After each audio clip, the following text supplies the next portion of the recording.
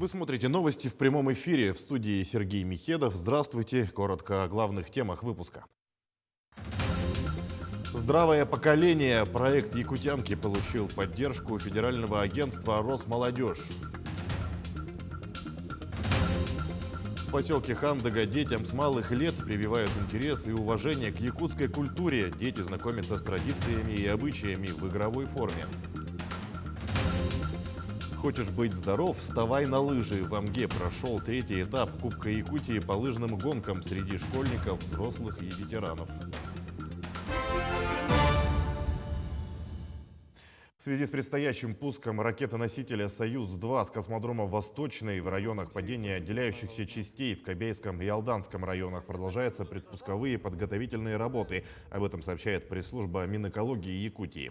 Так, сегодня в Алданский район на вертолете вылетела группа из представителей Минэкологии Якутии, госкорпорации «Роскосмос» и ФГБУ «Хабаровский». В рамках облета произведен отбор проб природных сред, почвы и снега с мониторинговых точек, а также измерен радиационный фон. Правительство страны утвердило предложенный Рособорнадзором порядок проведения единого госэкзамена. В этом учебном году, как и в прошлом, ЕГЭ будут сдавать только те выпускники, которые намерены поступать в вузы. Остальные напишут государственный выпускной экзамен. Между тем, в Якутске началась акция «День сдачи ЕГЭ родителями». И сегодня экзамен по русскому языку написали 11 мам и пап столичной школы номер 24. Родители выпускников прошли все процедуры госэкзамена, от рамки металлодетектора и проверки документов до заполнения бланков. Всероссийская акция проходит в 5-й раз. Впервые такое мероприятие ввели в 2017-м. Тогда родители выпускников сдавали экзамен по математике. В этом году в качестве родителя к акции присоединился министр образования региона Михаил Сивцев.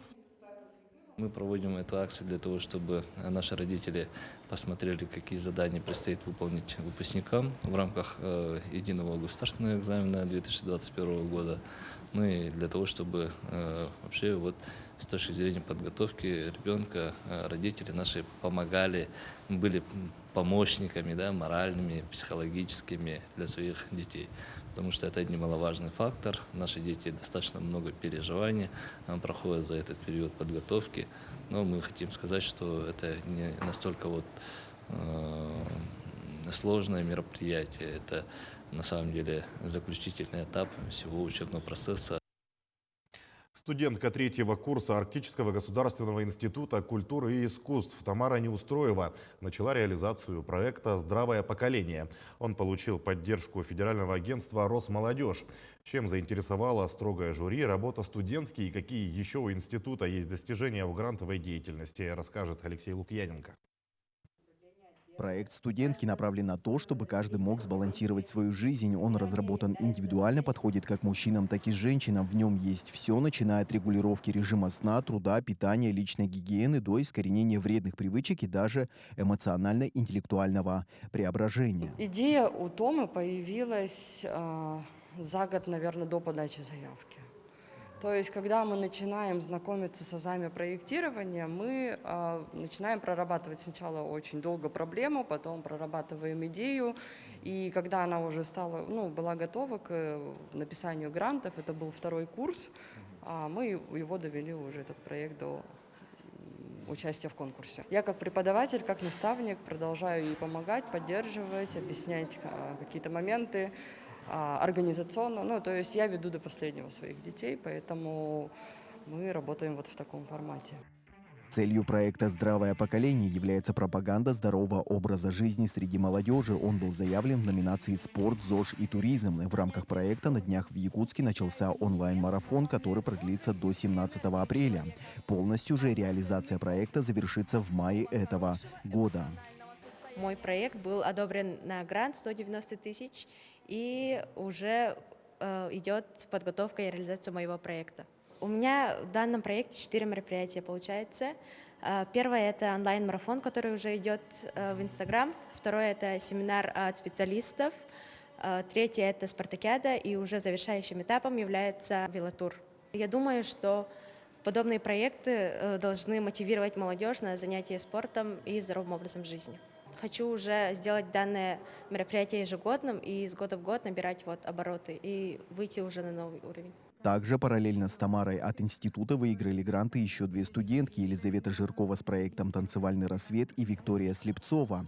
Ее работа направлена на популяризацию родного языка у подрастающего поколения. Целью проекта заключается именно популяризация и сохранение языка среди подрастающего поколения. Вы, наверное, все заметили, что в Якутске, в основном все говорят смешанно, то есть на русском и якутском языках. И есть такая опасность, что якутский язык теряет свое значение. То есть мы его забываем, его нужно постоянно практиковать. Для этого мы организуем конкурс видеороликов для школьников с 5 по 8 классы. Это уже не первая победа студентов Арктического государственного института культуры и искусств в грантовых конкурсах, в частности, Фонда Росмолодежи. Институт активно занимается подготовкой студентов к проектной работе.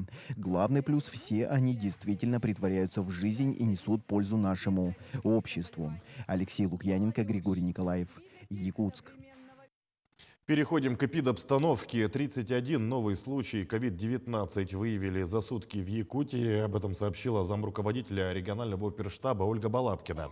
В Якутске зафиксировали 20 случаев, в Алданском районе 3. Также по 2 случая обнаружили в Вилюйском, Мирнинском и Татинском районах. Единичные случаи заболевания в Хангаласском и Чурапчинском районах. Несмотря на стабильную ситуацию в столице региона и постепенное отступление вируса из районов, а также послабление ряда ограничительных мер, у оперштаба вызывает опасения наличия завозных случаев COVID-19. В Аймиконском районе ситуация с COVID-19 спокойная, продолжаются противоэпидемические мероприятия. Особое внимание уделяют детским учреждениям. При посещении продолжается измерение температуры. В общественных местах соблюдается масочный режим, проводится двухэтапная вакцинация. Ожидается 3-й транш вакцины. По состоянию на 22 марта 2021 года в Аймиконском районе зарегистрировано 472 случая новой коронавирусной инфекции. В данное время у нас по району 2 больных. Это случай один с Нерой и один там тоже. На сегодняшний день вакцинировано 505 человек. Также у нас в настоящее время готовимся к проведению республиканского фестиваля «Путешествие на полюс холода», который состоится в грядущие выходные 27-28 марта. Значит, будут соблюдены все меры предосторожности, чтобы не допустить случаев новых распространений коронавирусной инфекции. В поселке Максоголох прошел воркшоп, посвященный благоустройству будущего сквера. Встречу с жителями провели в Центре культуры «Юность». По словам участников, сквер должен обеспечить досуг для населения всех возрастов. Жители хотели бы видеть обустроенные беговые и велодорожки, и скейт-парк, зеленые насаждения, а также тематическую детскую площадку в виде строительной техники. Также отметили, что сквер должен отразить историю их поселка. В этом году компания «Якутцемент» отметит юбилей — 50 лет. Объект будет строиться по программе поддержки местных инициатив. В многонациональном поселке Хандыга детям с малых лет прививают интерес и уважение к якутской культуре. В детском саду «Мишутка» в игровой форме знакомятся с национальными традициями и обычаями. На одном из таких уроков побывала Мария Винокурова. В Хандыге в детском саду «Мишутка» в старшей группе «Кюнчан» все оформлено в якутском стиле. В приемной комнате детей встречают герои из эпоса «Аланхо». В этой группе создана обучающая среда с разными играми, книжками. Вот эта книга со вкладышами «Якутские орнаменты в быту» интересна как детям, так и взрослым. По карточкам с описанием на русском языке можно узнать о значениях украшений, орнаментов. Выпускаются дети, уже знают национальные праздники. Например, мы каждый год справляем национальный праздник Исэх в национальных якутских одеждах. Танцуют якутские национальные танцы. Подвижные игры играют, малоподвижные игры, настольно-печатные игры. Малыши знают все о персонажах Аланхо, изучают роли в народном эпосе. На досуге мальчики любят играть в якутские настольные игры «Хабылык», «Хамыс», «Катыксан». По настольным играм воспитанники детсада «Мишутка» не раз становились призерами районных конкурсов. А девочек завораживают куклы в национальных нарядах. Одежда, украшения – все как по-настоящему. Я знаю, что в мире живут злые духи, которые обращали людей в нижний мир. В верхнем мире живут добрые бохи, а в среднем люди. Педагоги детсада «Мишутка» также разработали проект «Крепыш Севера», который должен воспитывать в детях интерес к национальным видам спорта. Вот так, в уютном гнездышке, с видом умелыми руками сотрудников детсада «Мишутка» воспитываются юные северяне, представители разных национальностей. Мария Винокурова, Богдан Тиянич, Хандыга, Тампонский район. В Амге прошел третий этап Кубка Якутии по лыжным гонкам среди школьников, взрослых и ветеранов. Соревнования провели в память об отличнике образования, физкультуры и спорта республики Анатолия Артемьева. Участие в турнире приняли 135 спортсменов из 13 районов. Лучшие результаты показали воспитанники Республиканской спортивной школы Олимпийского резерва из города Алдан. По всем возрастным категориям и дистанциям они завоевали призовые места. Отличились также и спортсмены из Мигино-Кангаласского, Намского и Амгинского районов. Мы его воспитанники решили, организовали уже второй раз. Через год мы договорились все вместе проводить эти соревнования. То есть его памяти такие большие, республиканские. Сегодня у нас участвует 135 участников.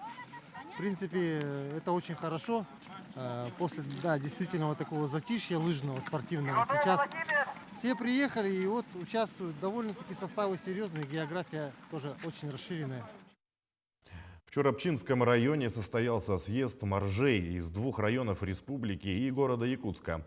Опытные экстремалы собрались у подножья горы Тейер-Хая с целью пропаганды здорового образа жизни. Моржи из местного клуба «Чепдик» провели мастер-классы, а также поделились опытом купания со своими коллегами.